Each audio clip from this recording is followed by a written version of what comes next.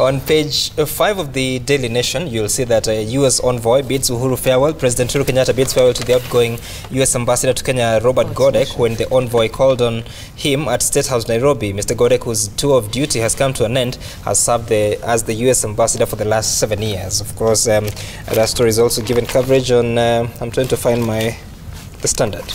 The Standard, you'll see the story on page what? Page 4 of the Standard. And Cabinet approves explosive center. There's a photo of the outgoing U.S. ambassador and the president. And President Uhuru Kenyatta yesterday chaired the cabinet meeting where they agreed on that explosives center. But I want to talk briefly about the relations between Kenya and the U.S. since Robert Godec came in September of 2012 until now.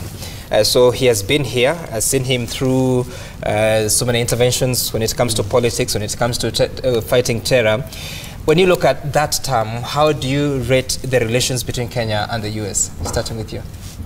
Well, there are a number of things that, one, this was a new administration. The Uhuru administration was robust in trying to promote foreign relations as a way of creating opportunities for Kenyans, both in terms of international interactions and also economic front.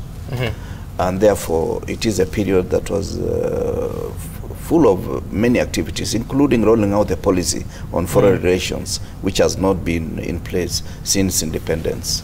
It has just been a collection of thoughts and behavior that has been guiding us, but this time we have now a policy in place, which I really do want to say it is the step in the right direction.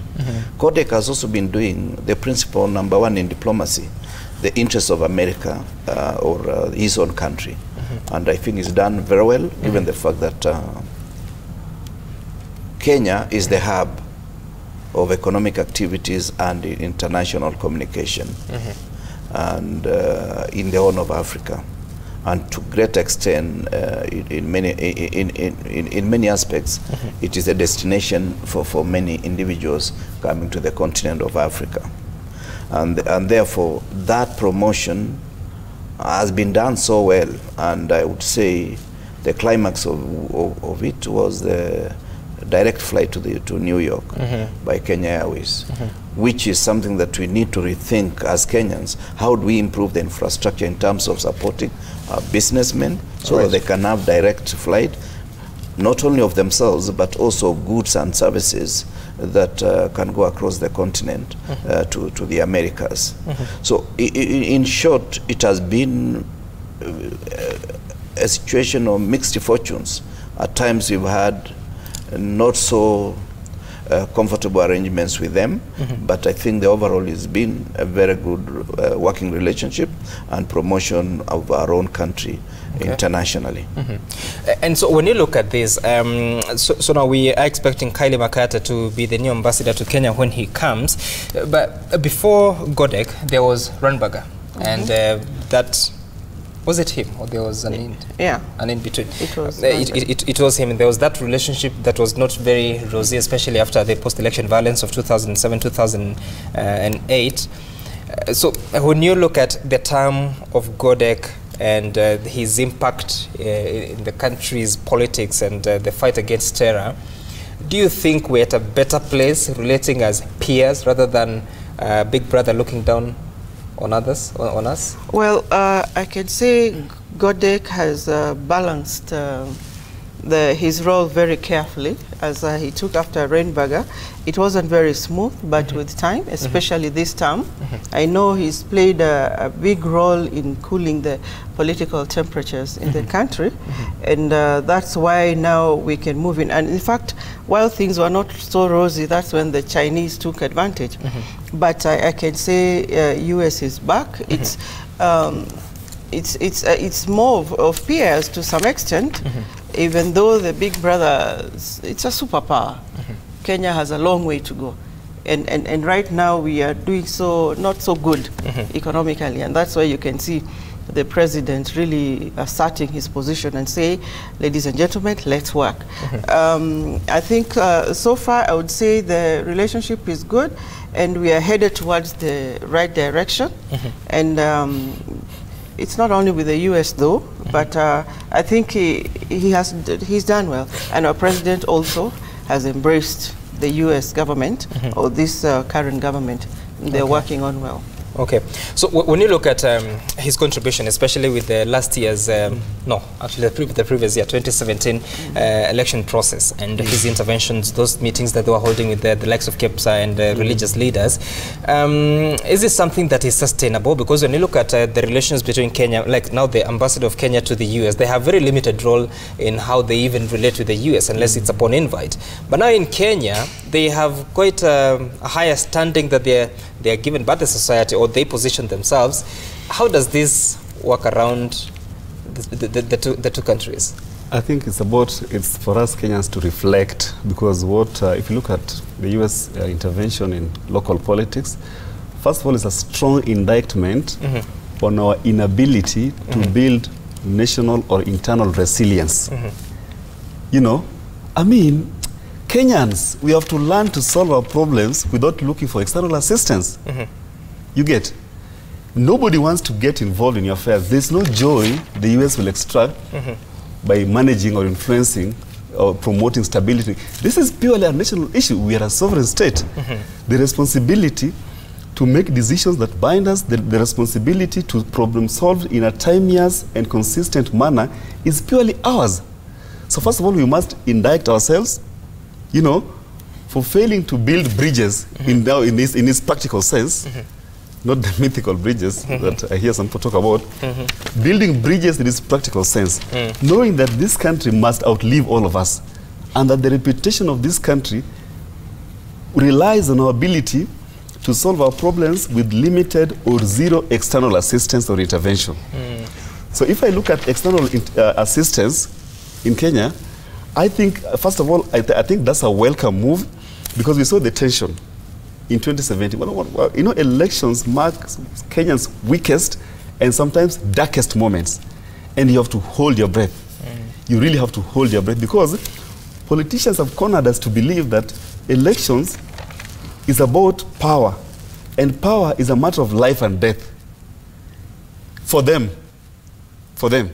They're not gonna, they want to live on power, but they want us to die for it. You get?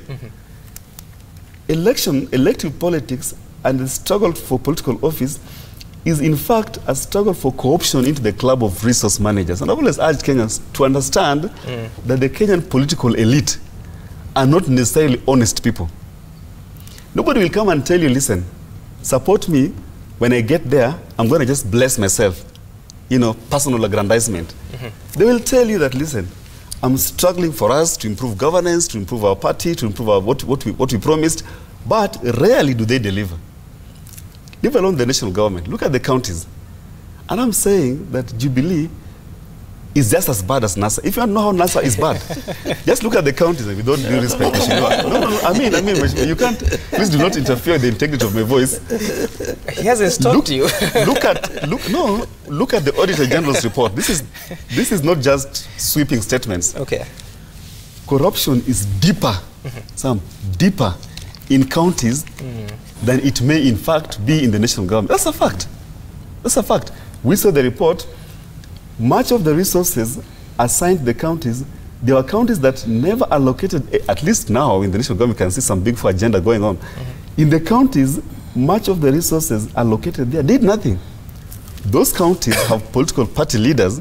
What do you mean, did nothing? No, I mean in terms of development. Okay. At least by law, you're supposed to assign about 30%. But also, there's a point that is coming, especially from the governors. Like yesterday, I was speaking to the governor of Embu, and he says that they requested for money to go to development. No money was sent to them. So obviously, they cannot spend what has not been received. No. That's not what I'm talking about. What the Auditor General is saying. Budget. I'm talking about the Auditor General is saying, and the control of budget. These are institutions that are independent. They're not influenced by political opinion or thought or convenience. Fact of the matter is this. There's little resources being channeled towards development. There's a lot of wastage and pilferage, theft of public money in the counties. And the political leadership in those counties. Because look at, let's say, the four counties of Nyanza. Or look at the ODM counties. Look at the Wiper counties. Look at the other. So it can give you an indication of what would happen if they were to upscale the national government. So I feel embarrassed that our leaders have not really truly internalized service delivery as a core concern of governance. You know, that is why every election period, look at what I'm reading here, DP's track record puts him in good stead for 2022. We're obsessed with power, so that once we are in power, we can use that opportunity for personal aggrandizement, not necessarily service delivery. In fact, Adam Smith, if you look at his work on the wealth of nations, he makes an observation, although not in terms of politics, but which you could relate with. He says, if someone can learn that you can get the same pay for doing less, then you'll always do less. In Kenya, our leaders have learned that they can get re-elected by just doing less and stealing more. Why would we not have more prominent foreign intervention? I think Godec did his bit. He did an excellent job.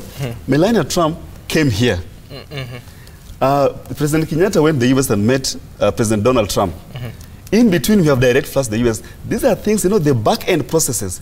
It signals that there has been some positive reports coming from Nairobi going to Washington that then culminates into what we are seeing publicly as strengthening the US-Kenya relationship. That one must be credited to Godec. After he has gone, let us not rely so much on the incoming US envoy. Let us strengthen internal resilience. Let us have some decency, some discipline in our system of governance. Then perhaps we'll have lesser and lesser intervention of the US and other Western allies. Well, you know, this is something in closing? You know, we are doing international relations, but now we are back to our local politics. You know, the basic understanding that we should have about the role of US in world politics is the fact that apart from the strength that it has, being among the permanent five, or actually at the UN Security Council, which is a very important entity in terms of international relations, the strength of a country is determined by a number of factors: the population, the wealth, the military power, and their geopolitics. So therefore, you cannot just wish US away and imagine that Kenya, we can say we are at par. We cannot be. Well, unless we are to coalesce around other entities so that the balance of power is in our favor. Otherwise, in terms of strictly international relations, the US is at liberty to do what they have been doing, but they have been doing it within the protocol of diplomacy, stemming from Westphalia agreed arrangement among nations. So we should not really be bemoaning them. What we should be doing is to improve our discipline, our good manners, so that we do not invite our neighbors when we make noise in our own compound.